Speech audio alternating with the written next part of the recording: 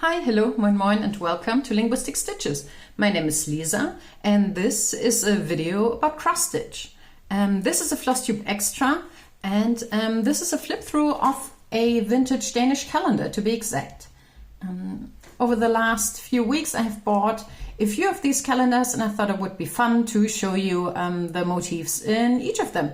So today's calendar is the 1991 Aarets Korssting calendar by Haandarbejdets Fremme, by the Danish Handcrafting Guild.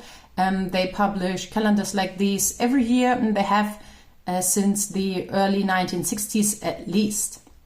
So if you'd like to know more about that, you can go to their homepage that I'm going to link down below. The theme for the 1971 calendar is Amager cross stitch. That is a very special kind of cross stitch that I had not encountered before, and you might see that the cross stitch does look a bit like crowded, not crowded, but like it looks a bit different than the cross stitch you might be used to, and there is a good reason for that I'm going to tell you about later. So what is Amager cross stitch? Amager cross stitch is handicraft from the Danish island, let's say it's an island of Amager, that is kind of part of Copenhagen, the capital of Denmark.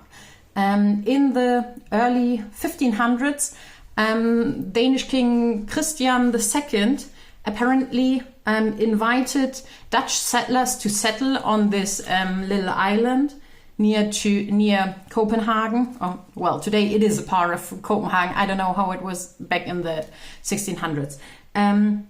Apparently he did that because he loved his Dutch wife so much. So that's fun.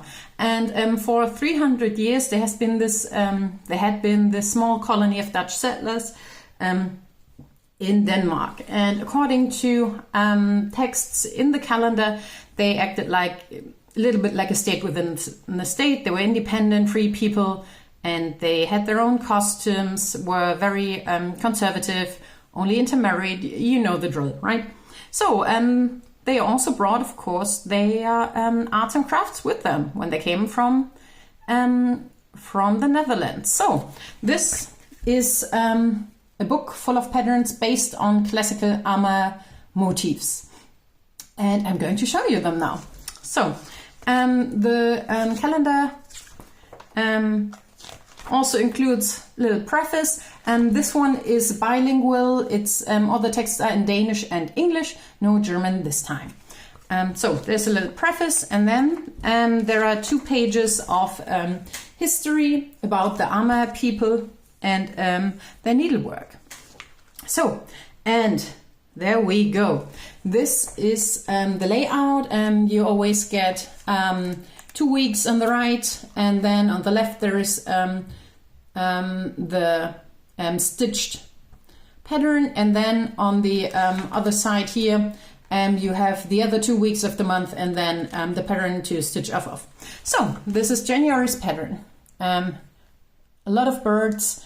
I was trying to research more about Amager needlework online, and what I found was that it is based on the way you work. It is you put in big motifs with special meanings, and then you fill in the spaces in between with smaller motifs. That's when they look kind of crowded, but it gives a really nice picture, I think.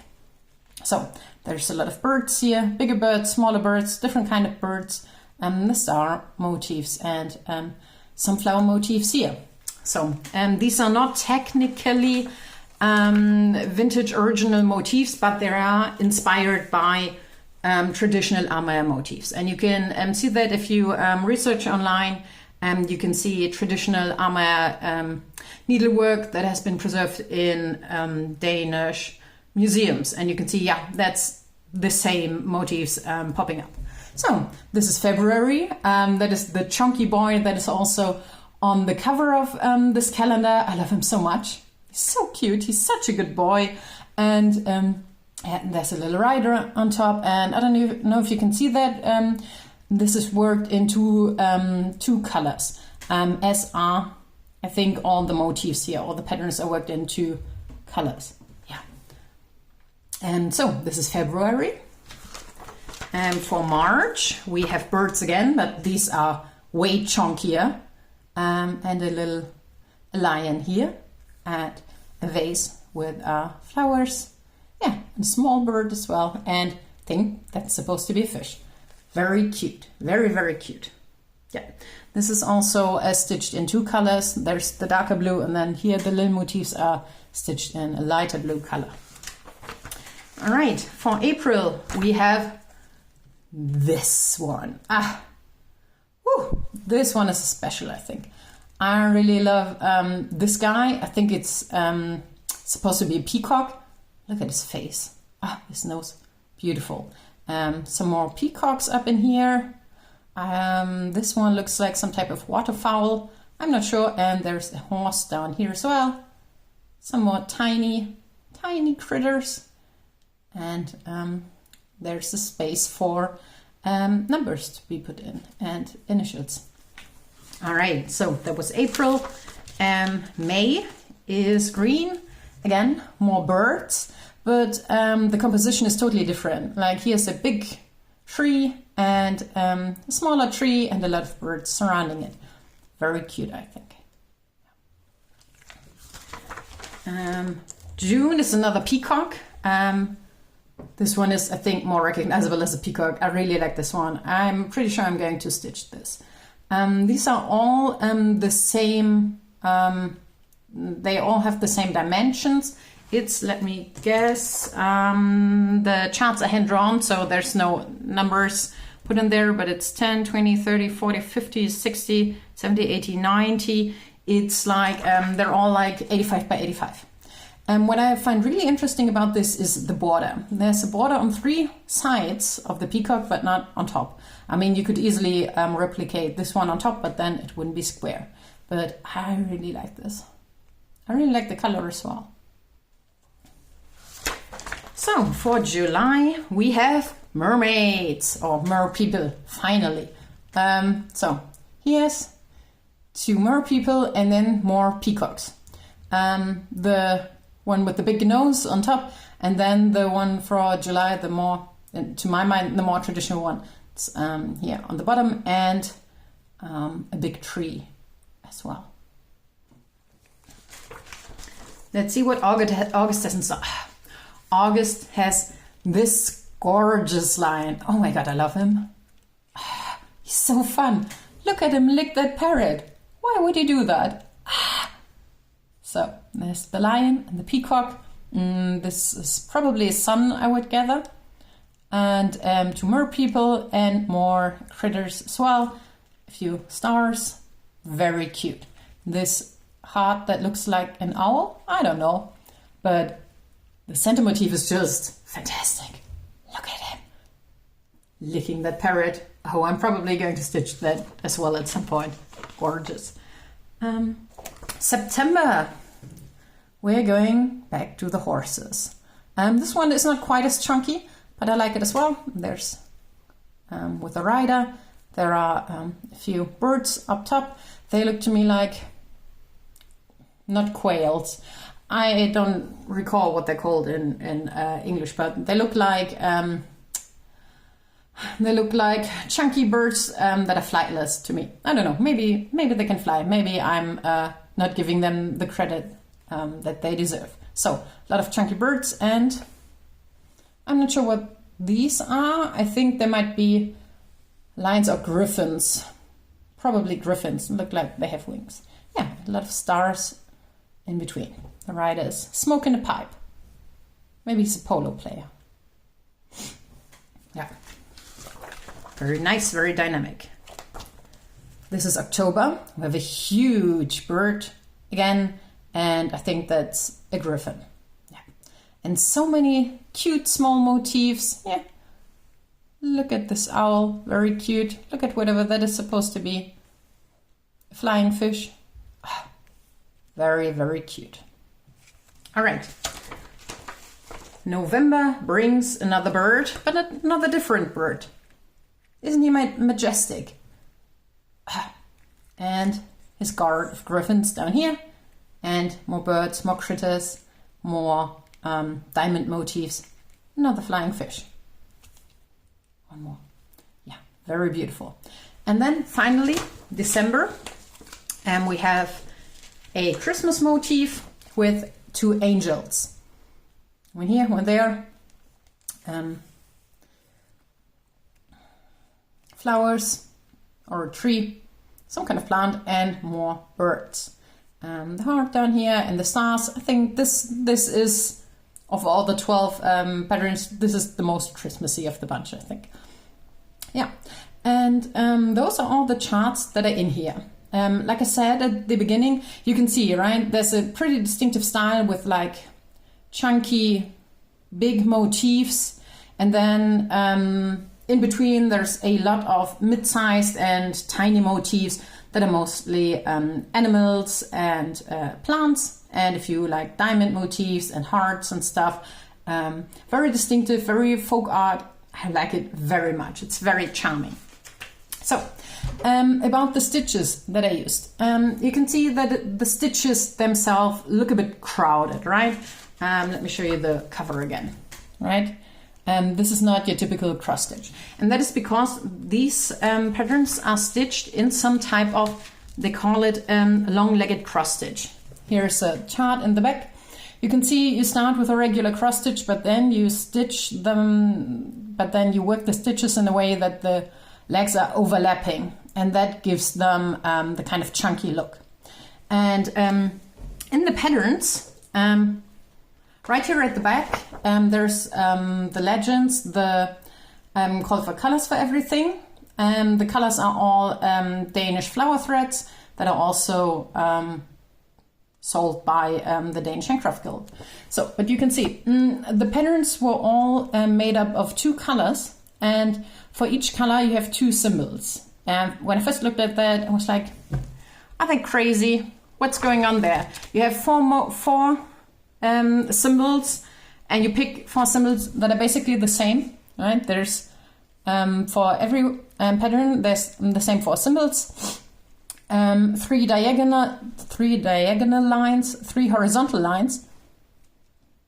Yeah, and for both you got a version with like very thick strokes and one with very thin strokes. And the difference between the thick and thin strokes is that is one color, that's the other color. Then if you look at the symbols and the charts again, it makes a lot of sense the way they charted it, even though I still wish they would have picked different symbols, because this long-legged stitch is directional, you know. This would be worked for a horizontal line. But if you would like to have that stitch in a different way for a vertical line, you would have to stitch that like 90 degrees flipped. Is there somewhere on here where we can see that? Not on the cover. Let me find a pattern that can showcase this a bit better. Like here. So, in the body of the horse, there are the stitches are worked horizontally, but in his tail, they are worked vertically, so that they so that it looks like the braid of the tail is like the tail is going down, right? You can see that. So in the pattern, there will always here you can see there's a very distinct line where it switches from horizontal to vertical. Yeah. So the patterns indicate when you're supposed to stitch those long-legged cross stitches vertically or horizontally or vertically. Words are hard. Yeah, so that you can get the real distinctive look from these. Of course, you can still stitch this in a regular old cross stitch. They say that in the preface. It's not necessary to use long-legged cross stitch. I'm actually not sure that long-legged cross stitch is a thing that is actually typical for Amager. I don't think so. I could not find anything about that, but it is a fun addition. Ah, yeah, you can see that here as well. The vertical and horizontal, like here in the border work, right? That is the vertical stitches, and that's the horizontal stitches. Yeah. So, yeah, in the back, like I said, there's the symbols and the call for colors. And then what I really like about the calendars as well is They give you ideas on for finishing the whole motifs, and how to use parts of the charts for different kinds of finishing. And they show you like a table runner here, and this is a little pillow, and it uses this cute double peacock symbol repeated 6 times, right? That is cute. Here there's the big tree from one of the patterns, just stitched as a singular motif for a little pattern. Oh yeah, this is what they call it spectacle cases. I really like that. That's fun. Yeah, it's a case for your glasses, right? And these are like handkerchiefs, not to be used as handkerchiefs, of course, but like just flat fold. Yeah. So I really like that. I think that's really inspiring, because like even if you think that the patterns are a bit too crowded in the way they are charted for you, you can still just pick single motifs and make something fun of it out of them. Yeah. So that was my flip through of the 1971 Haandarbejdets Fremme cross stitch calendar Aarets Korssting, and I am going to film some more flip throughs for you today, so that you might be able to see all of the other fun cross-stitch calendars I bought. For example, this is up next, the 1970s calendar with motifs from the zoo, but this is not like any zoo you have ever seen before, believe me. I also have this very fun calendar from 1968 with zodiac signs. You might try and guess which zodiac this one is. Yeah. And then I have one that is not as out there, but it was a good price, so I got it with basically sampler motifs, but they are not reproduction. They are modern sampler motifs in the style of traditional Danish folk embroidery. So this is the calendar from 1982. So those are some more videos I'm going to film for you after a little break. I hope you enjoyed this. Let me know if you have any of these calendars or different calendars from the series, and if you would like to start some of the calendar patterns with me, I'm totally up for that. I love those calendars dearly, and yeah, I would encourage you to look into them. Yeah. Until then, take care, happy stitching, bye bye.